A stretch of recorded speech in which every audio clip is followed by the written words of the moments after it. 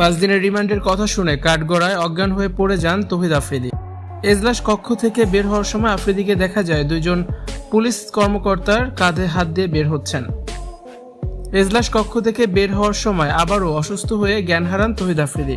অজ্ঞান হয়ে তিনি পড়ে যান। বিচারপতির কাছে তৌহিদ আফ্রিদি বারবার একটা কথাই বলেছেন, আমাকে আর একটা বার সুযোগ দেওয়া হোক, আমি আমার ভুলগুলো শুধরে নিতে চাই। কাঠগড়ায় ওঠার পর তৌহিদ আফ্রিদি বারবার কাঁদতে থাকে। এজলাস কক্ষে প্রথম বেঞ্চে বসেছিল আফ্রিদির মা। ছেলের মুখের দিকে তাকিয়ে তিনি কান্নায় ভেঙে পড়েন। আফ্রিদিও এ সময় কাঁদতে থাকে। রাষ্ট্রপক্ষের আইনজীবী ও সিআইডি আফ্রিদির 7 দিনের রিমান্ড আবেদন করেন। বিগত শাসন আমলে আওয়ামী লীগের নেতা মন্ত্রীদের সাথে আফ্রিদির সম্পৃক্ততার প্রমাণ পাওয়া যায়। ডিবি হারুনের সাথে আফ্রিদির সম্পর্ক ছিল সবচেয়ে বেশি মধুর। ছাত্র আন্দোলনের বিপক্ষে অবস্থান নেওয়া ছিল আফ্রিদির সবচেয়ে বড় অপরাধ, যা প্রমাণিত হয়েছে। আফ্রিদির আইনজীবী রিমান্ড নামঞ্জুর করার আবেদন করেছেন। উভয় পক্ষের শুনানি শেষে আদালত 5 দিনের রিমান্ড মঞ্জুর করেন।